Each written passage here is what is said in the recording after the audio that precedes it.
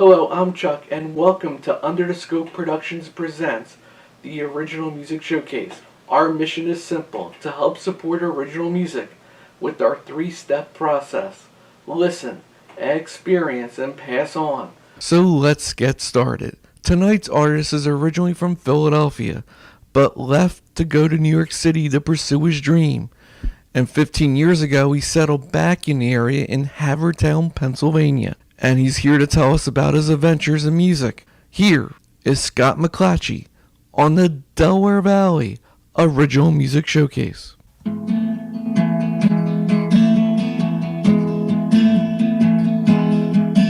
With your last dollar in your pocket and a dream inside your head, you talk with your guardian angel each night before you go to bed. You put your faith in tomorrow, faith that was lost on yesterdays. With a sinner's reckless abandon, you get on your knees and pray. When will the just prevail? When are you forgiven for your sins? When will the righteous walk free? When does redemption begin? So you review all of your choices that brought you where you've come to stand. Sometimes you feel like Moses, stranded outside the promised land. You can shake your fist in anger or just hang your head and grin. As you stand here and you're wondering, where does redemption begin? When will the just prevail? When are you forgiven for your sins? When will the righteous walk free? When does redemption begin? When will the just prevail? When are you forgiven for your sins? When will the righteous walk free? When does redemption begin?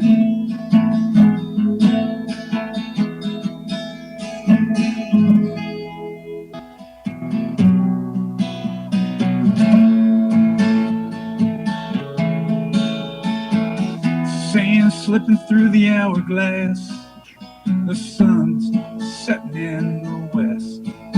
These days I feel like I've been ridden hard and put away wet. My love of music, I was really blessed to have an older brother with an amazing taste in music. By the time I was 13, he'd already taken me to see like the Stones, the Who. We saw Springsteen at the Tower Theater. He would just drag me along, you know. The first show I ever saw when I was 11 was the Faces. So I had a great education of rock and roll when I was a kid. And it just sprung from there, you know. He was bringing home records like Jackson Brown's Late to the Sky, Springsteen's Greetings from Asbury Park, every Creedence Clearwater Revival record, the band. These were the things I was listening to when I was like, 12 and 13 years old. And that was the basis of everything I'm doing now. That's where it started. But I can't complain. I had me a real good time. Got away with some things I never should have, but I paid for some other men's crimes. I just want to break even, or maybe come out a little ahead. The word that everybody throws around now is Americana. It's rock and roll, but we use fiddles, we use mandolins. On the new record, we have a killer horn section. All that stuff. I just feel if the instrumentation is right for the song, run with it, and then worry about where it fits in later. Is that too much to be asking before I'm dead? The new album is called Six of One, Half Dozen of the Other. It started, the drummer, Jeff Pancos, we'd all be in his basement shooting pool. The band was set up there. We'd play rock and roll, maybe have an adult beverage or two, and just play all our favorite songs. And after a while, I started writing again. I haven't done a record in 10 years. well, I started writing songs that would fit this act. It's Dave Consiglio on guitar, Chris Erickson on guitar, Nita Slater, who's a fantastic vocalist, and we have the rhythm section of Jeff Pankos and Roy Fisher, and then Al Kleinschmidt's our keyboard player. That was the basis of the band. But then I felt the songs could have used the horn section, and with some buddies, we call them the high school horns, because we met them when they were all in high school. And they joined us, and then we brought in a few friends, and the album just kind of started taking shape on its own. We call it 6 of one, half dozen of the other, because there's 6 originals and there's 6 covers of songs that I've just loved throughout my 59 years on this planet, going all the way back to the band's Ophelia, right up to recently we did a cover of Lucero's Smoke, who's a great band. So it's pretty all over the map, but the way this band plays, it all sounds like it belongs on the same record. I got really lucky with the group of musicians I'm working with.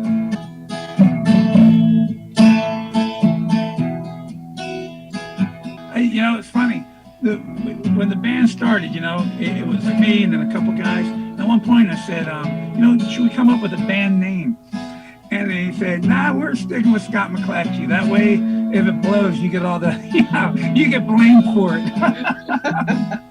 And then one night, my bass player made a joke. He said, we're just doing this out of mercy.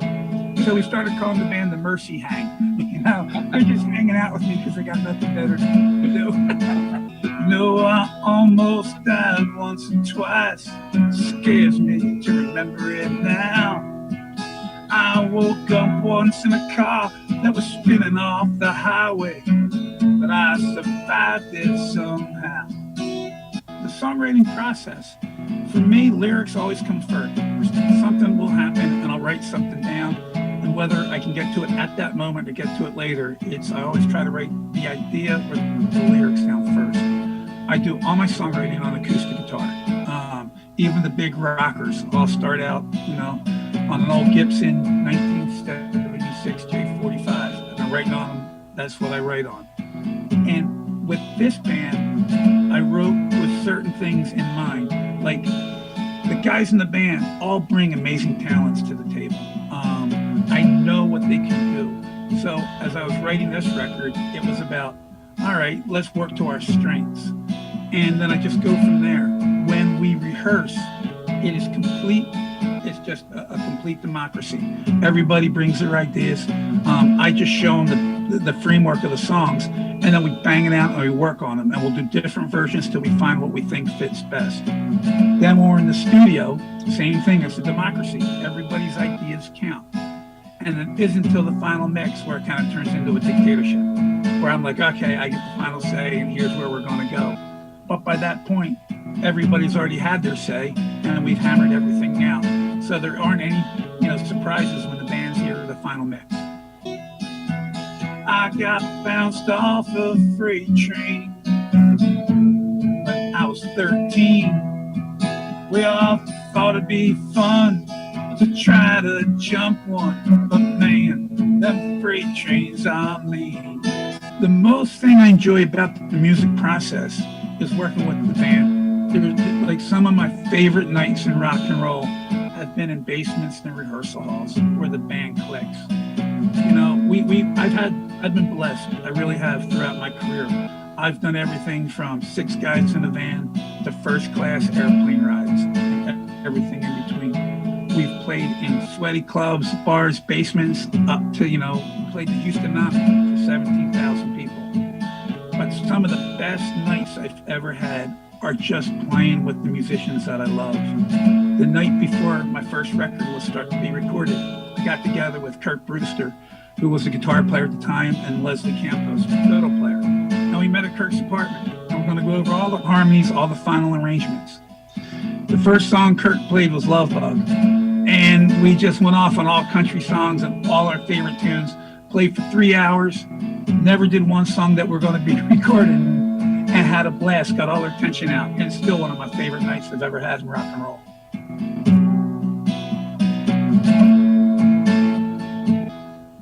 How many albums do you have, counting this one coming out? This one coming out, this will be the 5th. And each record's a little bit different. Blue Moon Revisited was when I first had moved to Brooklyn. Got a deal with a European label, and we brought in all our friends that I was working with. Scott Kempner, the Del Lords, produced it. And we brought in like Frank Fernaro's on it, Dave Kincaid from the Brandos. All our buddies, just kind of everybody chimed in, and we made a really fun record. Then the second record, Redemption, we focused a little bit more. It was a little bit serious. It was post 9/11 record, and I covered a few what you would consider heavy topics. Then after that came Earn This, which was just I wanted a loud guitar record, and we went for it. We had a whole lot of fun. And then A Dark Rage was the fourth album, was the last record I did before I left New York and moved back to Philly, and that's kind of my Irish tinge record. We had Isaac Alderson, an amazing Irish musician, really lent his sound, and I had some great tin whistle, Kirsten Irwin. Just a lot of good Irish players joined on it, so the record kind of leaned that way, kind of like when Steve Earle worked with the Pogues. That's the kind of record that ended up.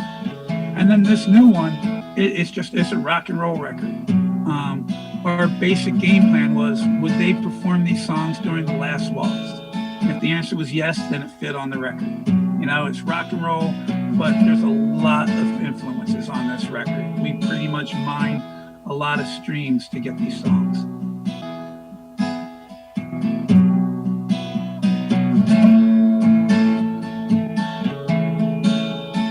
I was lucky. I've been lucky, and I've always had work as a musician. But when my son was born, he's 15 now, I did step away from it. It was time. I just, and when I say I stepped away from it, it wasn't like I was stepping away from Tom Petty's career. I was doing good. I was making a living, but I just said, I want to be a dad. My wife calls it my John Lennon phase, where I stayed at home. I got a job. I was a dad, and then I started doing music again. But now that he's 15, I realized he'll be going away to college in a couple of years. So I kind of backed off again. He's a hockey player. I want to be at every game. I've coached him. It's a lot of fun. So I'm lucky that at my age, I was able to find other career that can pay the bills and still allow me to play rock and roll when I want to. So I'm a lucky guy in that respect.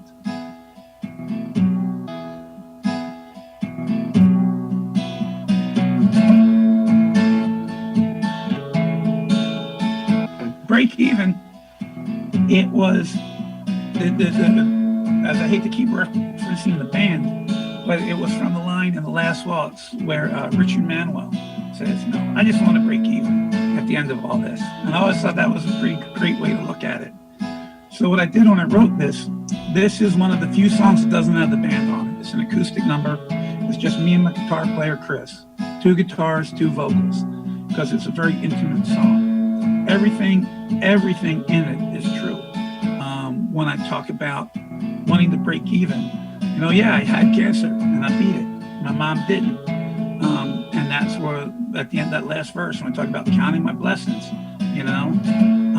when I talk about waking up in a car that was spinning off the highway, that happened once. The driver of the car fell asleep, and we got lucky there was nobody else on the highway.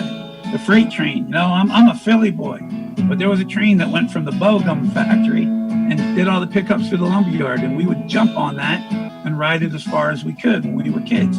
And I fell off it once, so I got lucky there. All that stuff is true. All the stuff that happened in this. And generally, like I said, I'm a lucky guy. I've been able to do what I love to do with my friends, see the world, and here it is at the end. The first 40 years were about me and what I wanted to do.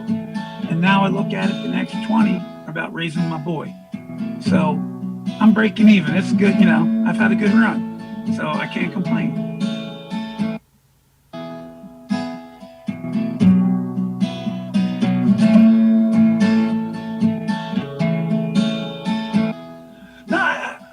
It's my brother Kevin has a great line. He calls me a lifer. It's what we do. The fact that I was able to find a community that accepted me for what I did, and supported me and enjoyed what I did. Like I still crack up at this day, this long in 40 years into my career. When I do a show, I'm still stunned people show up.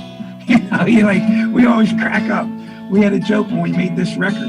The 6 people that buy it are going to love it. So what we do is I keep doing it. Yeah, the halls have gotten smaller. That's part of it. But the people who still want to hear it, I'm going to keep playing. And like I said about earlier, just sitting around playing with my friends still fills that void, fills that need to play music. When I used to play guitar in Dion's band, he's the Rock and Roll Hall of Famer, and he had a great comment once. He said, when we rehearsed, he loved it because it was a blast. It was just the guys in the band having fun. He goes, whether you're in your basement, whether you're in a rehearsal hall, that's where the music is. Once you step outside, that's commerce. He goes, I love doing it for the music. And I always thought that was a great way to look at it. You play for your friends, but once you step on any stage or put out a record, that's commerce. That's the music business,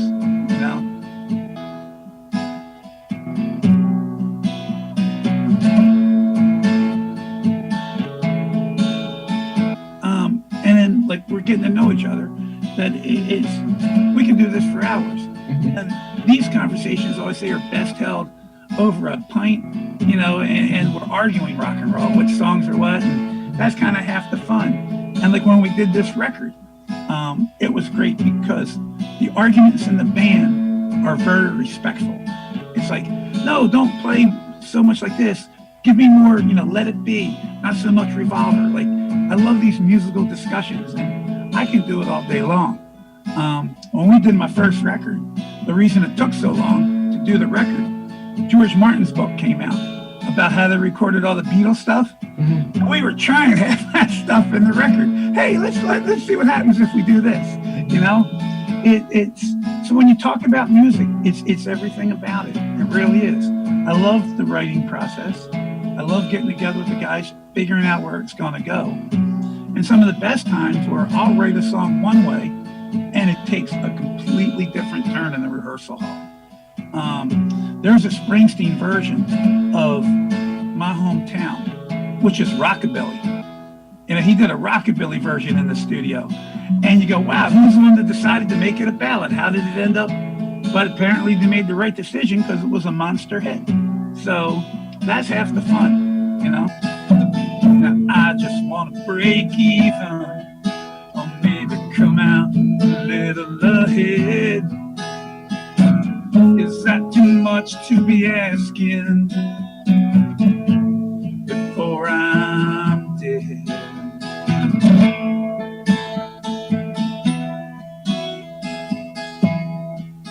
It's funny you say that.